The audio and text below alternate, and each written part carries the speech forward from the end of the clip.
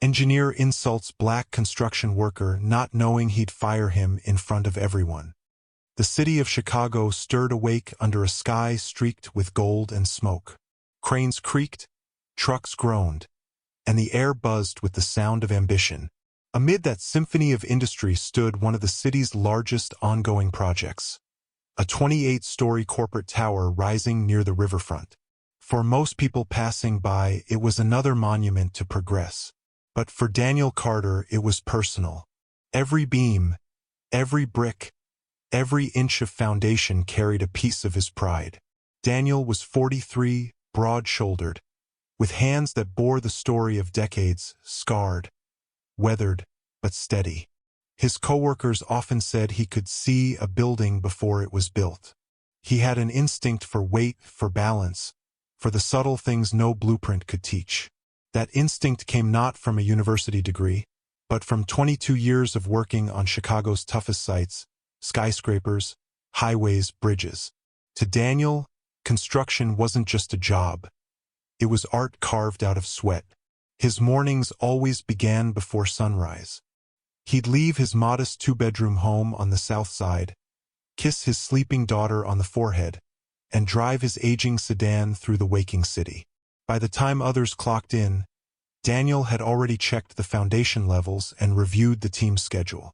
He believed leadership wasn't about titles, it was about showing up first and leaving last. If you are enjoying this story, don't forget to like this video, subscribe to the channel, and share a word of love in the comments. Most people on site respected him, not because of his position, but because of how he treated everyone. He shared lunches with new hires, taught younger workers how to spot weak joints, and never allowed anyone to cut corners on safety. He'd say, "A careless inch can cost a life." But as much as he tried to keep the site running smoothly, something had changed in the last few months. Something colder, heavier. That change had a name: Mark Sullivan. Mark was the project's new chief engineer, a man in his early 30s with expensive tastes and an ego to match. He arrived at Blue Ridge Developers with polished shoes that never seemed to catch dust, a perfectly trimmed beard, and a confidence that bordered on condescension. He was a graduate of Stanford, and he made sure everyone knew it. From the moment he stepped onto the site, the atmosphere shifted. Meetings became less about collaboration and more about hierarchy. Mark had a way of looking at the laborers as though they were beneath him, as though intellect could only be measured by paper degrees. He didn't mean to hide his disdain. He wore it openly, wrapped in polite arrogance. The workers noticed. So did Daniel. Mark would often dismiss ideas from experienced hands with phrases like, "That's not how we do it at the top," or "Leave the technical talk to the engineers." When Daniel saw younger crew members lose confidence or stay silent during meetings, he felt a quiet anger simmer inside. But Daniel wasn't a man who reacted out of pride. He believed in time and truth. Both had a way of exposing what arrogance tried to hide. Still, the tension grew. The Blue Ridge Tower was being constructed on uneven terrain near the river, and Daniel's instincts told him something was wrong. He had seen the land surveys, felt the subtle softness under his boots, and noticed the faint shifting of materials at the northeast corner of the site. Most people wouldn't have caught it, but Daniel had learned to listen to the ground itself. He ran the math in his notebook that night after work, checking the angles and loads. His conclusion was simple but serious. The slope could put too much stress on the foundation if left unchecked. He didn't want credit, he wanted safety. The next morning, he quietly mentioned it to a junior engineer, who hesitated and then shrugged. "You might be right, Dan, but maybe talk to Mark about it directly?" The tone carried unspoken fear. Mark wasn't the kind of boss people wanted to bother with corrections. Daniel waited until the weekly design review meeting to bring it up. That morning, he cleaned his boots, brushed the dust from his jacket, and carried his notes neatly folded in a small folder. He wasn't nervous, just determined to be heard. Inside the temporary office trailer, the mood was the usual mix of coffee steam, blueprints, and chatter. The engineers huddled near the front, laptops open. The construction foreman stood at the back, arms crossed, tired from the morning's labor. Mark entered with his usual stride, confident, controlled, the faint smell of cologne trailing behind him. His words cut cleanly through the room as he started his presentation. "Gentlemen," he said, tapping the board, "our progress remains ahead of schedule, and the design integrity is flawless." The way he said it left no room for disagreement. Daniel listened quietly, but his eyes lingered on the section drawings of the foundation. When the discussion opened for comments, no one moved. Then, with calm composure, Daniel raised his hand. "Excuse me, sir," he began. His voice carried the steady confidence of experience. "I think there might be an issue with the northeast foundation line. The slope of the land might create too much pressure if—" That's as far as he got before Mark's smile stiffened. The air in the trailer thickened. A few people shifted uncomfortably, sensing what was about to happen. Mark interrupted, voice sharp enough to cut through the hum of the air conditioner. He didn't even look at Daniel at first, just at the others, as if sharing an inside joke. "Can we please let the professionals finish before the bricklayers start giving geometry lessons?" he said lightly. Nervous laughter bubbled from a few engineers who didn't want to seem disloyal. Daniel went silent, not because he was wrong, but because he knew no truth could survive arrogance in that moment. He stood there, heart pounding but face calm, as the same people who had once respected him avoided his eyes.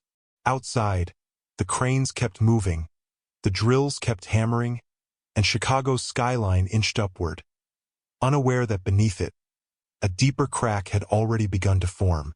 And while Mark basked in his fragile authority, Daniel's silence wasn't submission. It was patience, the kind that waits for the storm that will soon reveal who truly built their foundation on strength, and who built it on pride. For the rest of that morning, Daniel worked in silence. The sound of drills and saws filled the air, but inside his head, the echo of Mark's words replayed over and over, each one a reminder of how easily dignity could be crushed by ego. Workers avoided his gaze, embarrassed not for him, but for themselves. They had witnessed the insult and done nothing. Mark, meanwhile, walked across the site with the swagger of a man who believed he had reestablished control. He cracked jokes with junior engineers, flashed his confident smile, and pretended the incident meant nothing. But arrogance, like a hairline fracture, spreads quietly until something snaps. By noon, rumors had already reached the higher offices. Someone from the compliance team had overheard a snippet of Mark's outburst through the open radio channel. "Bricklayers giving geometry lessons," they repeated, half amused, half disturbed. Blue Ridge Developers prided itself on its diversity and field-driven innovation. Yet, behind closed doors, there were whispers. Wasn't Daniel one of their most senior workers? Hadn't he been with the company since the early projects? Still, no one intervened. It was just another day on site, at least that's what everyone told themselves. Daniel returned home that evening more exhausted than usual. His daughter, Alina, ran to greet him at the door, her laughter momentarily washing away the day's bitterness. He smiled faintly, helping her with her homework at the kitchen table. But when she asked, "Daddy, what do you build when no one says thank you?" the question sank deep. He didn't answer right away. He just looked at his hands, the same hands that had built hundreds of homes, and wondered when effort had become invisible. The next morning, Daniel arrived early again. He moved through the site quietly, checking materials and noting a small but alarming sign. Faint hairline cracks beginning to form near the area he had warned about. They were small, barely visible, but to Daniel's trained eye, they spoke of something deeper. He documented it in his notebook, took a few photos, and decided to raise the issue one more time, but carefully this time. He approached Mark outside the main trailer. "Sir, I think we might need to recheck the northeast foundation," Daniel said calmly. "There are small shifts that could." Mark didn't even let him finish. "Mr. Carter," he said, his tone clipped, "I think we've already discussed this. I appreciate your enthusiasm, but please leave structural concerns to those qualified to handle them. He smiled thinly, turning back toward his office. Focus on your tasks, and we'll all get home safely. Understood. That was the end of it. Or so Mark thought. Daniel walked away, his chest tight with frustration. It wasn't just disrespect, it was danger. He had seen foundations fail before, seen what happened when pride replaced precaution. But he also knew that confronting authority again could cost him his job. For now, he decided to watch and wait, even as that uneasy feeling in his gut grew stronger each day. As the week went on, more signs appeared. Materials began arriving late, some of lower quality than ordered. Workers whispered about changes to the supply lists, cheaper substitutes, unrecorded alterations. Daniel noticed one pallet of steel bars stamped with an unfamiliar vendor name. He mentioned it to the site manager, who gave a nervous shrug. Mark approved it, said it was fine. Orders from the top. Daniel felt something deeper was wrong. The tower wasn't just being built on unstable soil, it was being built under unstable leadership. Late one afternoon, while most of the crew packed up, Daniel stayed behind, walking through the foundation area alone. The sunset painted long shadows across the beams. He crouched near the cracks again, now more visible, running like tiny rivers through the concrete. He touched them lightly, feeling a tremor that wasn't supposed to be there. A deep instinct told him the structure wasn't settling right. He documented everything again. At that same moment, inside the site office, Mark was on a video call with corporate executives. His tone was sharp, defensive. Yes, progress is ahead of schedule, he insisted. No issues whatsoever. When asked about safety reviews, he waved them off with numbers that sounded reassuring but weren't verified. What he didn't know was that the internal audit team had started cross-checking material orders, and that some discrepancies pointed directly back to his signature. The next morning, a message pinged Mark's phone. Emergency site inspection scheduled. Mr. Anthony Carter arriving tomorrow at 10 a.m. The name made him pause. Anthony Carter, the reclusive CEO of Blue Ridge Developers. Few had ever seen him in person. He was known for his unannounced visits and his brutal honesty when it came to ethics. Mark's stomach tightened. Why would the CEO come here? He told himself it was just a formality, maybe a random rotation. Still, he ordered everyone to clean the site, repaint safety signs, and double-check documentation. Daniel overheard the news while checking equipment. The surname Carter made him stop for a second. He smiled faintly, then carried on. No one noticed the calm steadiness in his expression. That night, Mark barely slept. He rehearsed his talking points, reviewed fake compliance numbers, and polished his shoes until they gleamed. In his mind, tomorrow was make or break. He would impress the CEO, prove his authority, and silence any whispers about tension on site. But dawn came differently than he expected. As the morning sun lit up the tower's steel skeleton, a black Range Rover rolled past the gates. Workers straightened up. Supervisors adjusted their hard hats. Mark took a deep breath, stepping forward with his brightest smile. Cameras clicked from the company's PR team, ready to capture the visit. The car stopped. A man stepped out, but not the one Mark expected. The murmurs started almost instantly. The figure emerging wasn't a stranger in a tailored suit. It was someone they all recognized. Dusty boots, calm eyes, familiar posture. It was Daniel Carter. He adjusted his glasses, smoothed the crisp white shirt he now wore, and closed the car door behind him with quiet authority. For a brief second, silence swallowed the entire site. Even the drills seemed to stop. And as Mark's forced smile faltered, the truth began to set in. One that would turn his arrogance into disbelief before the whole world. The next morning came heavy with fog, wrapping the construction site in a shroud of gray. The city's hum was distant, muffled by the mist, but Daniel felt a different kind of noise, the weight of everything unsaid. Mark's words from the meeting echoed in his mind like a wound that wouldn't close.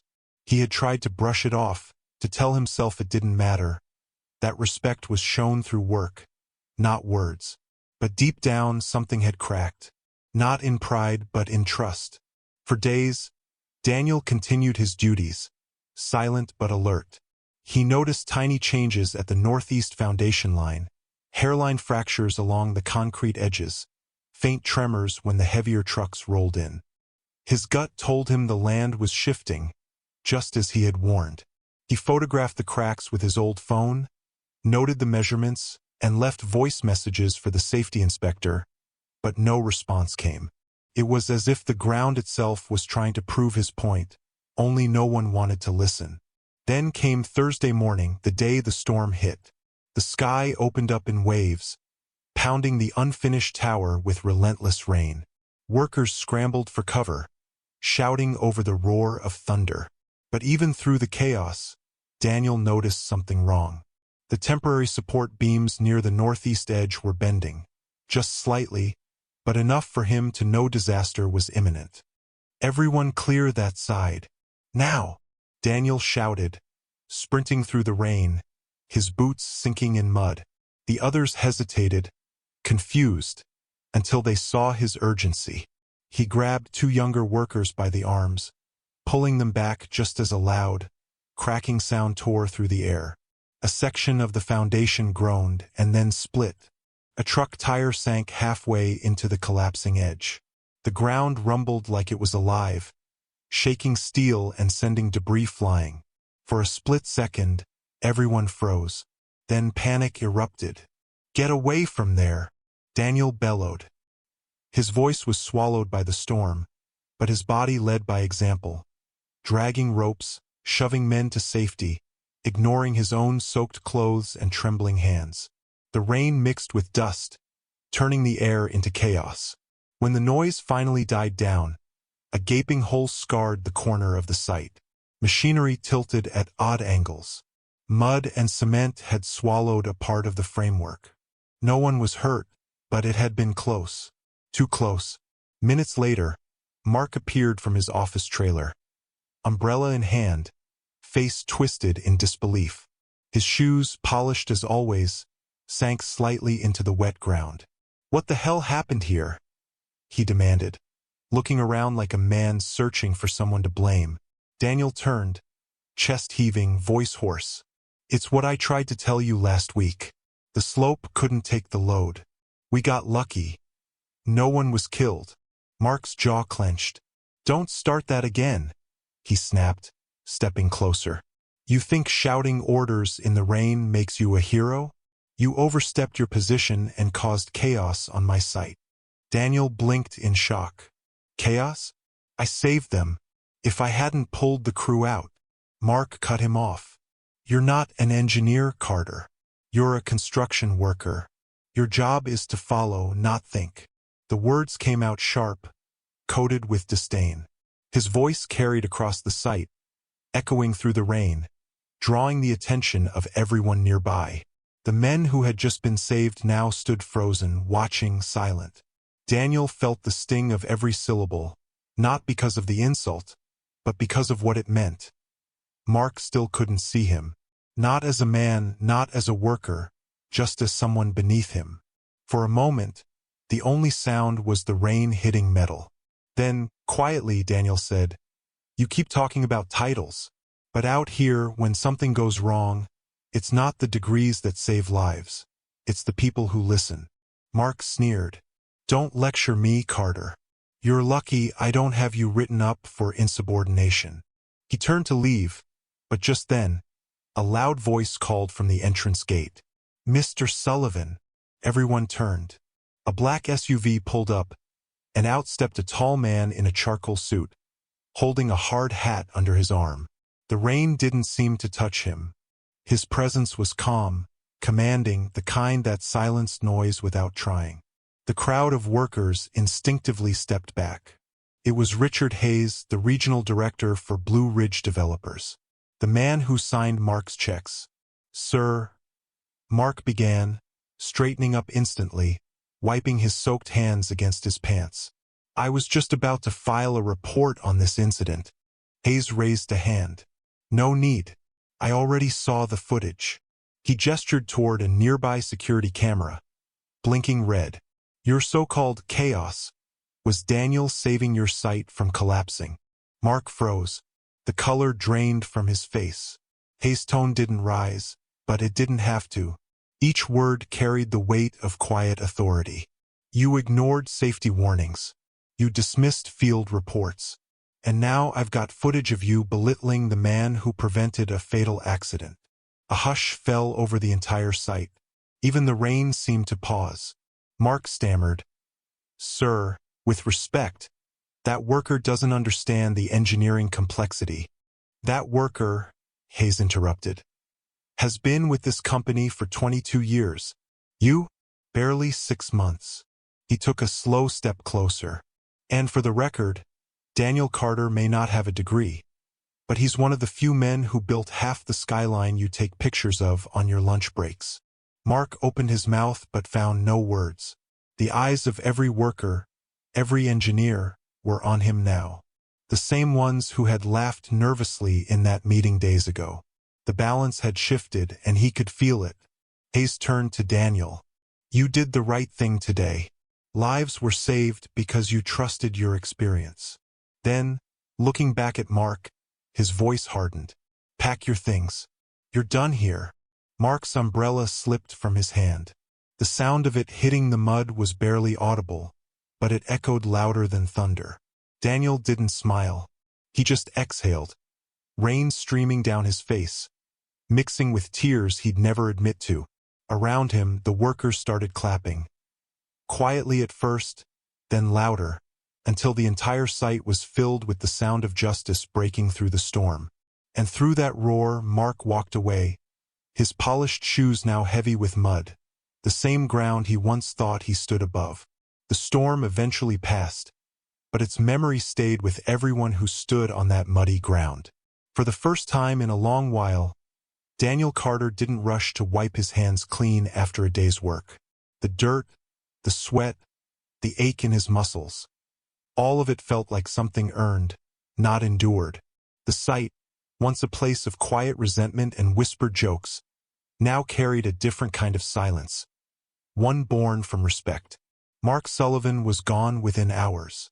Word spread fast, first through the workers, then the higher offices, and eventually across every branch of the company.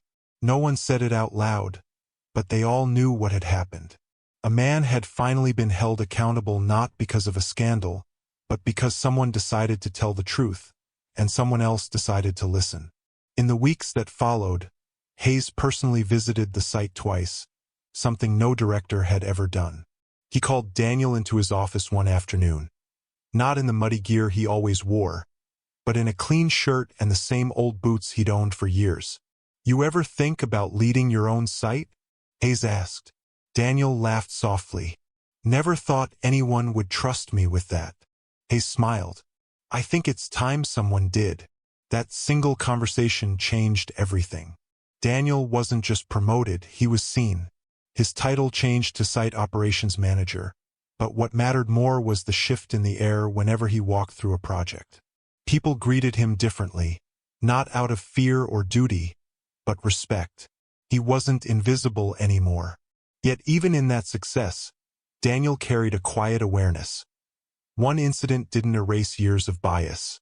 It didn't stop the looks, the questions, or the assumptions that came from being a black man in a world that still measured worth by color before character. But it did prove that truth, when spoken fearlessly, could make people pause. It could force those watching to rethink the stories they told themselves about power, respect, and who gets to be heard. One evening, long after the crew had gone home, Daniel walked the site alone. The sun was setting behind the unfinished tower, casting gold light over steel beams and half-set windows. He stood where the ground had once cracked open, the same place he'd shouted into the storm. Now the foundation was solid, rebuilt, reinforced, unshakable.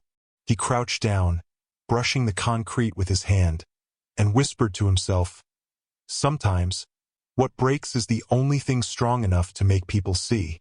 In the background, The sound of the city returned, the hum of cars, the distant laughter of families heading home.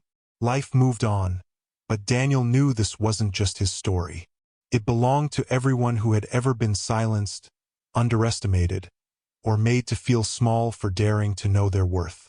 The company later released a safety campaign, one that quoted Daniel's exact words: "Experience doesn't wear a suit. It wears calloused hands." That line spread beyond construction circles. People shared it online, using it as a reminder that wisdom doesn't always come with titles or privilege. Sometimes it comes from those who've been ignored the longest. Months later, Daniel was invited to speak at a company-wide safety summit. Standing at the podium, he looked out at a sea of faces. Young engineers, veteran builders, new interns. He could feel the same nervousness he once felt under Mark's stare. But this time, it was met with silence, attention, and respect. He said, "I don't tell this story to shame anyone. I tell it because it's easy to forget that a person's worth isn't something you can measure on paper. It's something you see when you choose to listen. Racism doesn't always shout. It often whispers through policies, assumptions, and silence. And every time we choose not to speak up, we build another wall we'll later have to tear down." The room was quiet. No applause, not yet. Just reflection, the kind that changes people from the inside. Later, as Daniel left the stage, a young white engineer stopped him. Nervous, hands trembling slightly, he said, "Mr. Carter, I wanted to say thank you. I grew up never questioning how easy things were for me. I think I get it now." Daniel smiled. "That's the point, son. Getting it is the first step. Doing something about it, that's where change begins." Racism doesn't always look like shouting or hate. It often hides behind polite smiles and quiet dismissal.